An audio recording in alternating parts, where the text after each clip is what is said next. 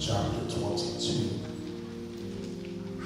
Luke's Gospel, chapter 22, verses 7 through 13. Luke's Gospel, chapter 22, starting at verse 7 through 13. We find that we can stand to your feet in reverence to God's holy word. I'm reading for this a New International Version of God's Word. If you have a device or a phone that you can change the translation, we encourage you to do so. It's also on the screen for those who don't have a Bible this morning. When you have it, say, I got it. Then the word of the Lord reads, Then came the day of unleavened bread, on which the Passover lamb was to be sacrificed. So Jesus sent Peter and John, saying, Go and prepare the Passover meal for us, that we may eat it. They asked him, Where do you want us to make preparations for it?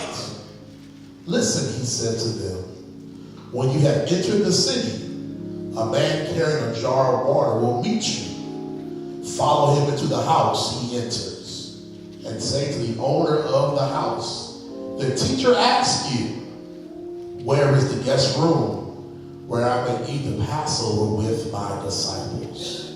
He will show you a large room upstairs, already furnished. Make preparations for us there. So they went and found everything as he had told them, and they prepared the Passover meal. Amen. Real quick, help me out. Look at your neighbor and say, Neighbor. Neighbor. Oh, neighbor. Oh, neighbor. He's preparing something. Amen. He is preparing something. He's preparing something. Let us pray. God, we thank you, praise you, God, now for what eyes have seen and for what ears have heard. We thank you, God, for how you've met us here today in worship. Through the praise team and through fellowship, through prayer, through scripture. God, we felt you moving in our midst. And for that, we say thank you. Now, God, as we come to the moment in time where we come to hear a word from you on today, we declare your word is true where it says your word will go forth and not return void. As a result, God, it is my prayer that those under the sound of my voice on today might receive exactly what you are saying to them on this day. God, I ask that you would speak to me, through me, and for me now. That even as my body is feeble, we know that you are strong. So I ask that you would stand tall in me now. Be in my throat and in my mouth. That they would not see Shaun, but see and hear you on this day. Ultimately, God, it is my prayer that if there's somebody here that's not saved, that they'll be moved by your word and by your spirit to ask the age-old question, what must I do to be saved? Let the words of my mouth and the meditation of my heart be acceptable in thy sight. For you, O Lord, you are our strength and our Redeemer. This is our prayer we pray in Christ's name and for his sake. Amen. Amen. Chris and Kim, can y'all turn the fans on up here? It's a little hot. Amen. I don't want to pass out during service. Amen. I'm good. That's a joke. Amen. Turn them on. Turn them on. Yeah. Amen. Benjamin Franklin once said, beloved, by failing to prepare, you are preparing to fail. By failing to prepare, you are in fact preparing to fail. If I can be transparent with you on this morning, without y'all judging me too harshly, the last 7 days of this financial fast have been hard for me. Maybe not for you, but for me, I've been challenged, I've been stretched by one of the particular guidelines of this fast. Sandy, we've been tasked to not spend money eating out, but rather to cook what's in your fridge and bring your lunch to work. Now, some of y'all don't know me. Some of y'all know me. Nikki Gwen's laughing because she's been with me all week long. The idea of bringing my lunch to work, Deacon Estes, has been hard for your pastor this week. It's interesting because much of the fast has not been a problem for me. Putting the money away every pay period is not a struggle for me. I've always done that. Tithing has not been a struggle for me. I've been tithing since I was a kid. Tracking my spending and looking at my budget is not a problem, but having to think and prepare what I'm going to eat for work the next day has been a challenge.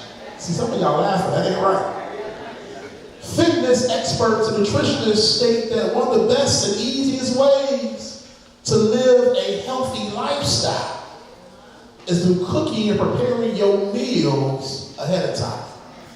And so there are some of y'all who are experts in what's called meal prep. I see y'all on Facebook and on Instagram, y'all show your pictures that all week on Sunday, you cook all your meals for the whole week. Y'all real pretty Tupperware and all that good stuff. Showing us how you have planned and prepared and packaged your meals and snacks in advance for the upcoming week with the intention of eating clean portions and being healthy persons. In other words, what you've done is that for many who provide your lunch, who bring lunch every day to work or meal prep, you have set aside some time and planned and cooked and prepared because you realize the benefits that meal prep offers you. And while I have to admit, I know all the nurses in the building, y'all I know the benefits, spiritually, Renee, and physically, that come with prepping meals, but it's something, y'all, I've been wrestling with all week long. As I've been praying and talking to the Lord, it's interesting that even while I wrestle with this, there are some things that you ought not just throw together. But there are some things in life, some things that are so important that you can't take for granted, just show up at the last second, just throw something together. There are some things that ought to be methodically and intentionally assembled and planned out and prepared because of how important they are to you or to other people. Listen, we look at our text on this morning, the author Luke highlights this theme, Brother Jordan, of preparation. This concept of divine preparation is not only deeply rooted in this text, but it's intentionally woven throughout all the Bible as well. For here Luke states that before Jesus' disciples were going to break bread and celebrate the Passover, that they must do what's called heterologizai, which means to make preparations in Greek, which informs us that Jesus viewed this meal and its purpose, beloved, as so important that it required him and disciples to do some meal prep before they sat down to eat, remember, and rejoice. And may I suggest to someone on today that we ought to take a page from Jesus' playbook and understand that there's some things in life that simply should not be rushed and thrown together last minute. But if you're really going to be the person that God wants you to be, there are times that you got to pray and prepare and plan and put some stuff in place so that you can get the best out of what God has for your life. As a result, we've got to learn to be intentional in planning and plotting out things in our life. For Ezekiel 38:7 tells us, be prepared and prepare yourself, you and all your companies that are assembled about you, and be on guard for them. And that's why, beloved, I get excited because we serve a God that does nothing haphazardly and nothing that's off the cuff. I don't know about you all, but when I think about how God is logical and methodical and intentional in his planning when it comes to the blessing that he has in store for your life and for mine, I get excited. And as a result, it makes me think about the fact that if God has planned out everything in my life, he's prepared every blessing with my name, well, that suggests to you and I that there's something about life that says even when life seems out of control, even when stuff seems crazy and life has thrown you a curveball out of nowhere, if you are a disciple of God, you ought to trust and believe that it's still a part of God's plan for your life, that even though it seems like some stuff has come out of nowhere, you can rest assured and can realize that it's a part of God's master plan. For unlike us, God cannot be surprised. God cannot be caught off guard because he's all-knowing. As a result, we can celebrate the fact that God's omniscience then allows him to plan out our blessings and even our burdens. He plans out our pains and even our pleasures. For the Bible says in 1 Corinthians 2 and 9, no eye has seen, nor ear has heard, nor mind has imagined what God has prepared for those who love him. Thus, we can shout over the fact that every blessing that you have received, including our own soul salvation, has been prepared and planned event. Ever since the fall of man in the garden in Genesis, God has planned and prepared your redemption through his Son and our Savior, Jesus Christ. And that's why the old saints would say that heaven is a prepared place for a prepared people. Is there anybody in the house that says that, Pastor, I may not do my meal prep, but I've got my soul prepared, and I'm prepared for the day in which he comes? For no man knows the day nor the hour, but if that hour is today, I know for myself that my ticket has been booked, my seat has been reserved, and I prepared my soul for when he returns. Thus, as we inch closer chronologically to Holy Week, Good Friday and Resurrection Sunday, I believe the Spirit is leading us on this point, this particular text, Deacon McNeil, to drive home the point that everything God does requires planning, including the last meal that our Savior ate with his disciples prior to his death, burial, and resurrection. As a result, this text is here to teach us what it takes for us to be prepared for when God does something in our lives. So the question becomes, how do you prepare yourself for when God is moving on your behalf? There are three things it takes. First thing is this: you got to realize that when God is preparing some stuff, it's all a part of his divine timing. His divine timing. Preparation suggests, Tony, that time is precious and should be treated as a valued commodity. We plan and prepare our lives around dates and time. We schedule vacation and anniversary celebrations based upon when we want stuff to happen. Even when we're invited to go somewhere and do something, we often ask the same before we say yes. Let me check my calendar to see if I'm available so I don't double book myself. Thus, preparation and time go hand in hand. Which is why the first thing that Luke informs us even before Jesus' meal prep is the time of the year of the text in which it's happening. For the text tells us that it was the day of unleavened bread in which the Passover lamb was to be sacrificed. Sister Virginia, this is so important because why? This meal was traditionally referred to as the Last Supper. It's recorded in all four Gospels. John in his Gospel suggests differently than the other three synoptic Gospels, Matthew, Mark, and Luke, and by saying that the date of this meal was not necessarily Passover.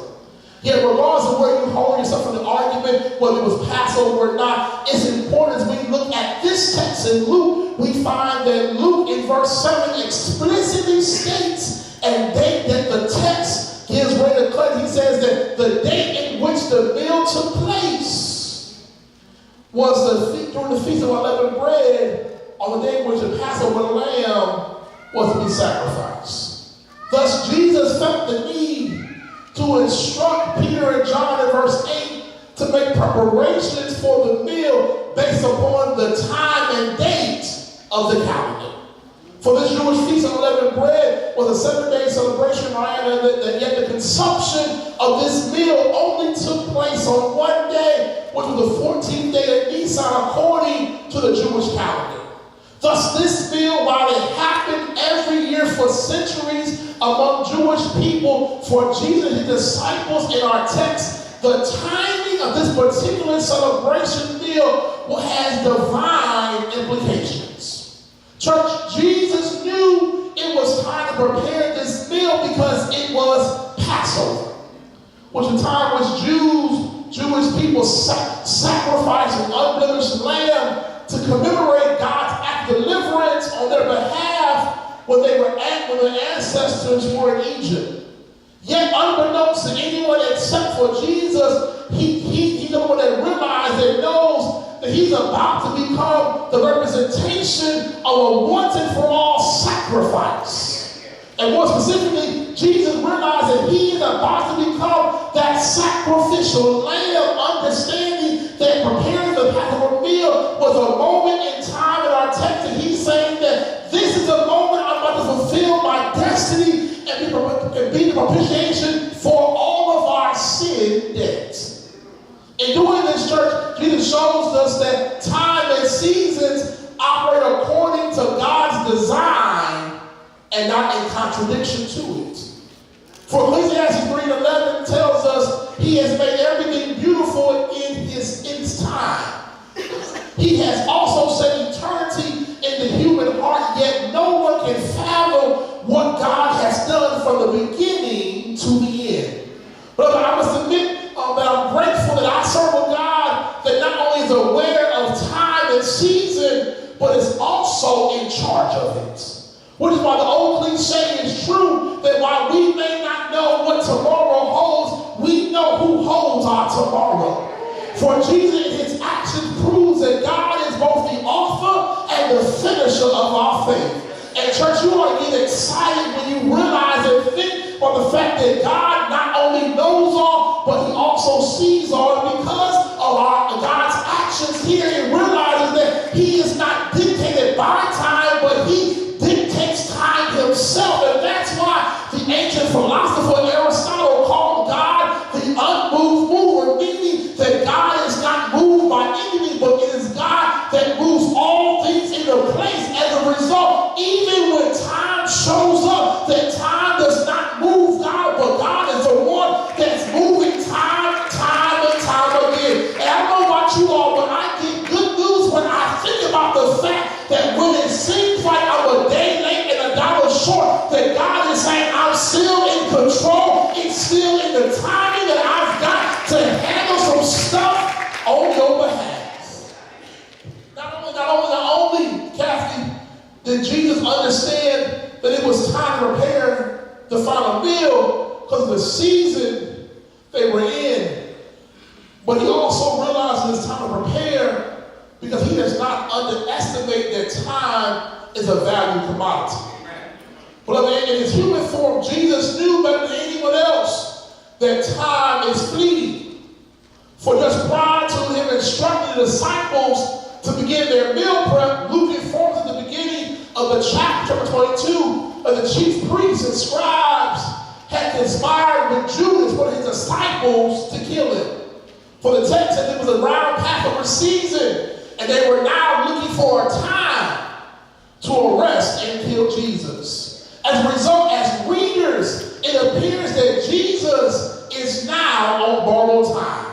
Yet the fact that his haters were plotting against him, understand that it did not disrupt or alter his decision to still prepare his meal for all of the disciples, including Judas. In other words, God's timing cannot be thrown off when other folk decide to move and act against you. Which should serve as good news on today to know that even when your enemies are trying to derail God's plan in your life, you got to realize that if God has planned this time and this season to bless your socks off, there's nothing that nobody can do to affect God's time and God's blessing in your life. Is there anybody here that's grateful to know on today that you don't have have to stress over when and how your hate's going to come against you, but you don't have to worry about picking layoffs. You ain't got to worry about the timeline the doctor has given you, because you know that God is in control of time, that God is not moved by other folk, but he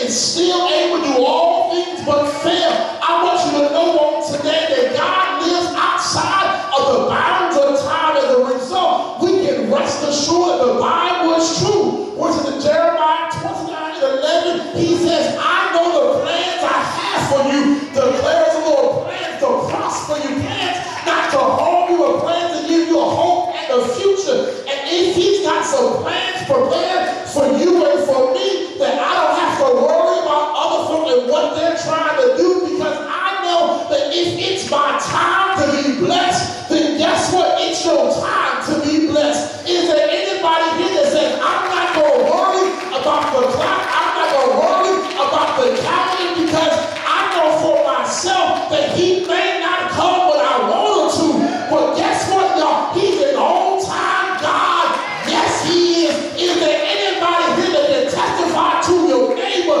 that every time you needed him to do something in your life, that he showed up in the nick of time, that every time you needed healing, he healed your body, every time you needed your bills paid, he showed up just when you needed him.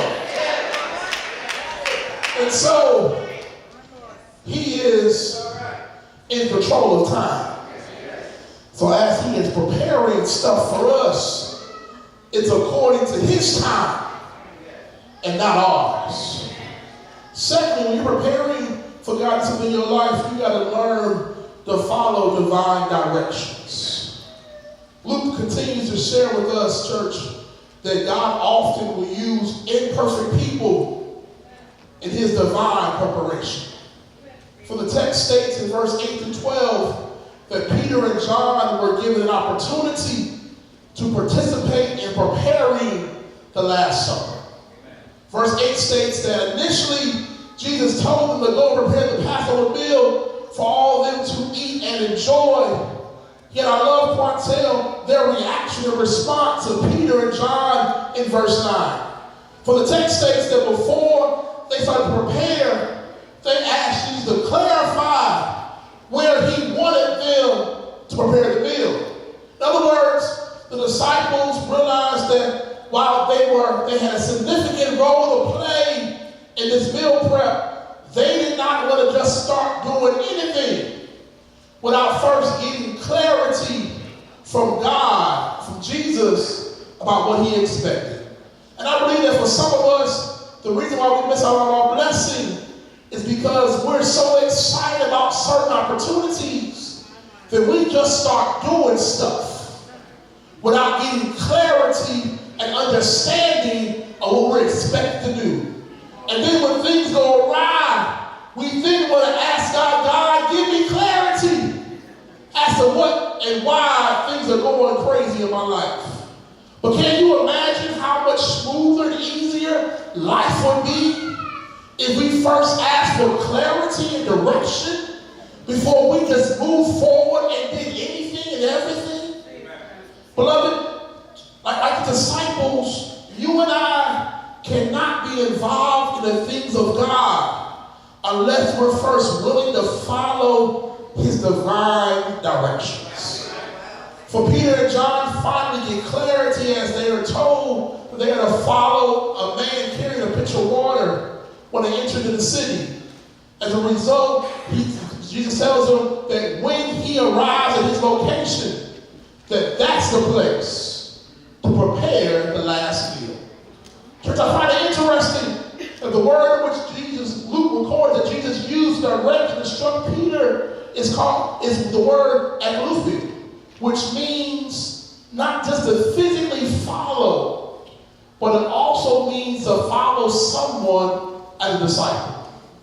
Thus, these divine directions suggest to us that Peter and John were not only involved in meal prep just to follow this man, but he says if you're going to be a part of preparation, you got to learn to follow divine directions. Listen, we're going to be a recipient of God's blessing and preparation It then requires us disciples to take an active role in preparation by following God's directions.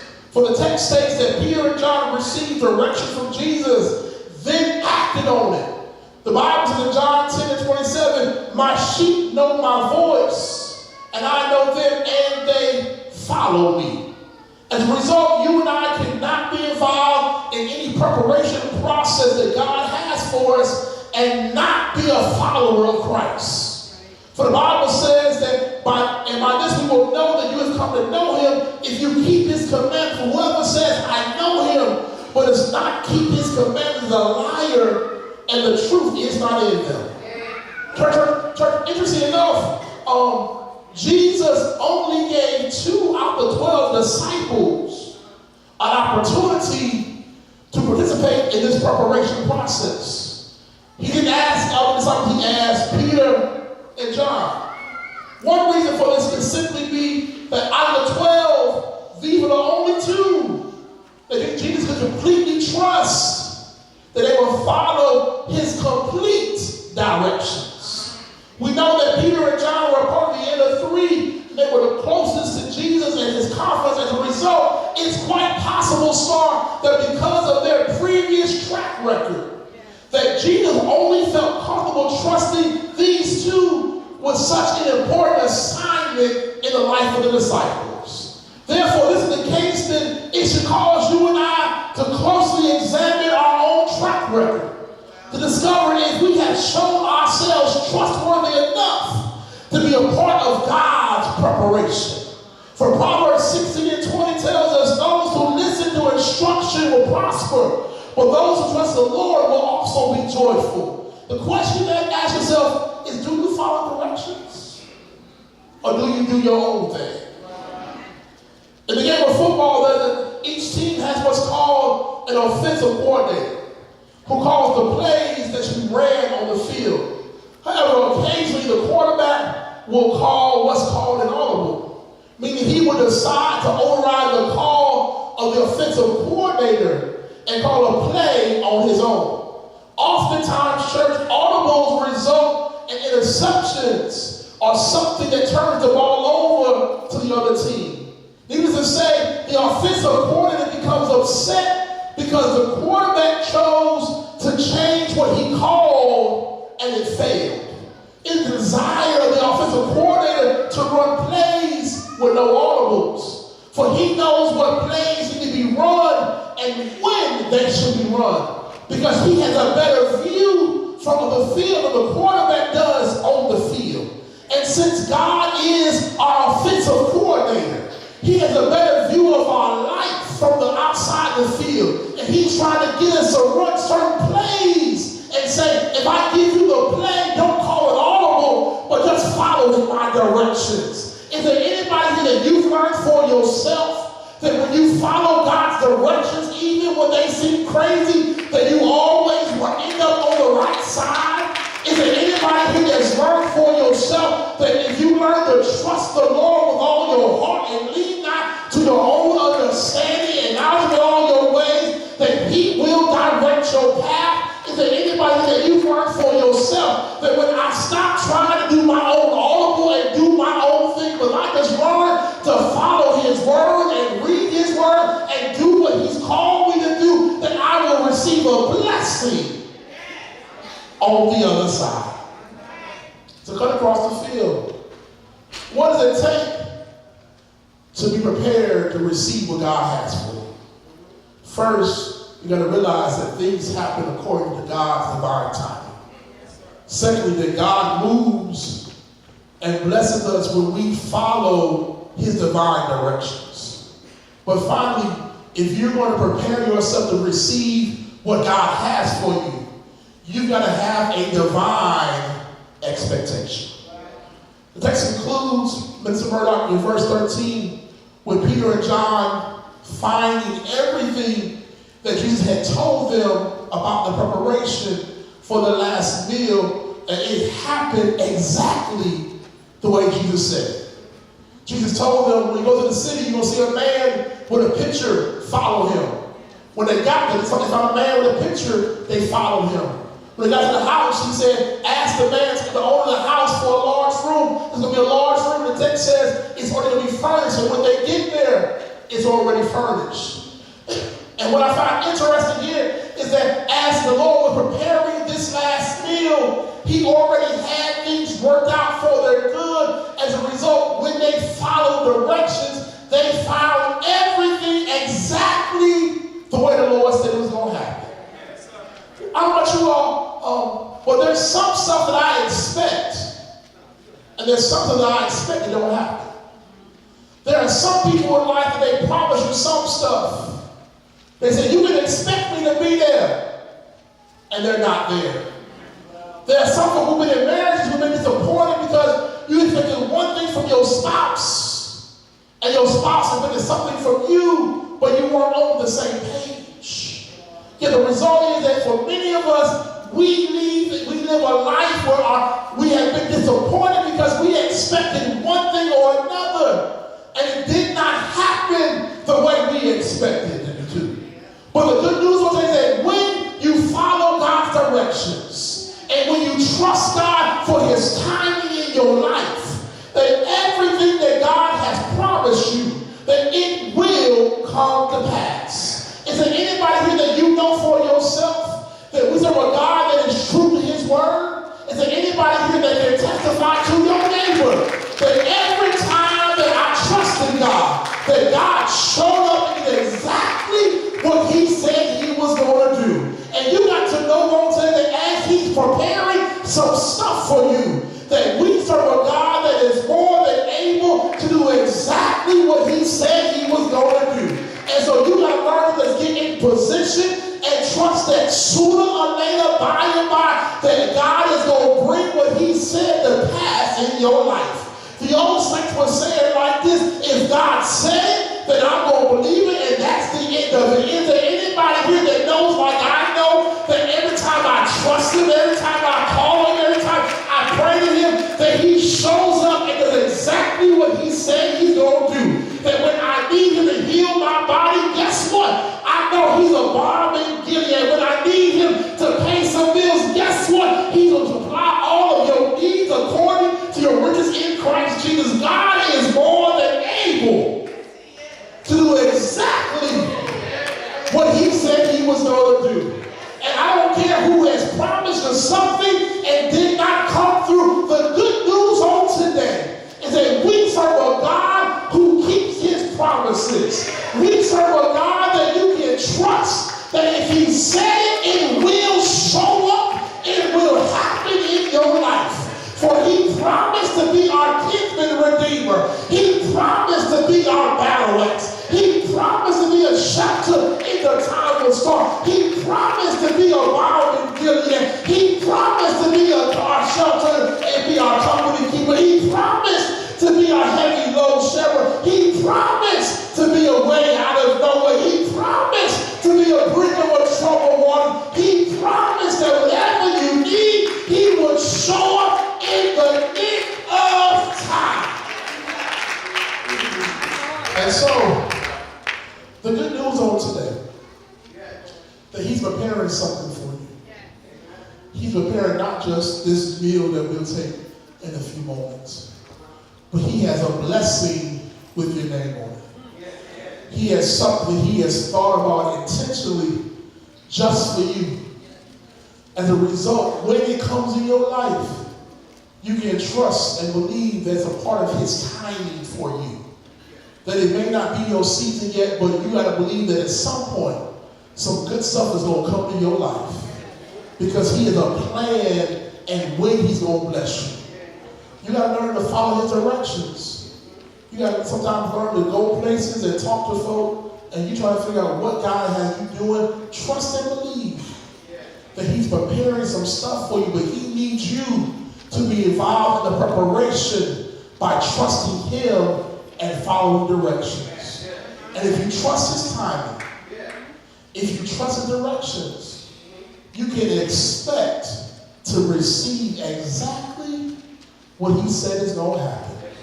The Bible says that when they showed up, everything Jesus said was where it was supposed to be. And the text says, Mr. Murdoch, and the room was already furnished. I love that because what it's saying here, church, is that you don't have to put anything extra in. You ain't got to sacrifice. You ain't got to add that extra. If you just do what he tells you to do, he'll provide what you need when you need it. The Word of God says that obedience is better than sacrifice. And if we trust him, that he has some stuff prepared for you. Trust his timing. Follow his directions. And have faith that what he said is going to happen. That you'll be able to testify at some point. Look and see what the Lord has done for me. Every head bowed, every eye closed. Father God, we thank you, we praise you on this morning. That you are preparing some stuff just for us.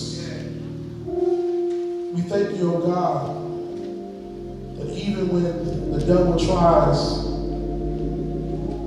to ruin the plans you have, that your timing is greater than his. Help us, oh God, to follow your directions. To not do our own thing, not to call our own audible, but to be in lockstep with you and your word. That we can then at the end expect miracles in our lives. And know that if you said it, if you're present, that it's going to work out for our good. Every head bowed, every eye closed. If you're in the house on today, my brother, my sister, and you're not saved, I want you to know, as I shared, that God, through Jesus, has prepared a blessing just for you. For the Bible says that while we were yet sinners, Christ died for us. He has prepared the blessing like none other for you through his son Jesus.